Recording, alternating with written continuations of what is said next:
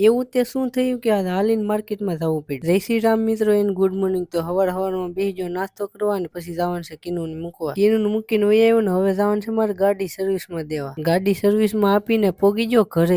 11:30 વાગી જતા ને પછી મને લાગી ગઈ ભૂખ. પછી હું આવી ગયો માર્કેટમાં. આજે તો ગાડી નથી એટલે હાલીને જવું પડશે. માર્કેટમાં લઈ લીધા કેળા ને પછી પોગી ગયો ઘરે. વાગી ગયો તો એક એટલે કીધું આવી ગયો તો ઘરે જમવા. એની હારે બેસી ગયો હું જમવા. જમીને કરી નાખી નીંદર. વાગી જતા હજી ફોન ન આવ્યો શોરૂમ માંથી એટલે હું પોગી ગયો ડાયરેક્ટ શોરૂમે. ગાડી લઈને આવી ગયો ઘરે અને બેઠી ગયો ડાયરેક્ટ જમવા, કેમ કે ઓફિસે જવાનું છે નાઇટમાં એટલે મોડું થઈ ગયું હતું. હું તો ક્યારનો ઠેલો ગોતવા માંડ્યો પણ પછી યાદ આવ્યું કે ઠેલો તો મારા મમ્મીને ઘરે પડ્યો છે. હવે આ કેળા ઠેલીમાં લઈ જવા પડશે. મારા મમ્મીના ઘરેથી ઠેલો લઈને નીકળી ગયો ઓફિસ બાજુ. સવારે પોગી ગયો ઘરે અને બેઠી ગયો નાસ્તો કરવા. નાસ્તો કરીને કિનુને મૂકી આવ્યો ને પછી પોગી ગયો ઘરે. આજનો મિની બ્લોગ અહીંયા સુધી જ હતો. મિની બ્લોગ કેવો લાગ્યો કોમેન્ટ કરીને જરૂર કહેજો ને આવા જ મિની બ્લોગ માટે ફોલો કરતા જાજો. Bye bye.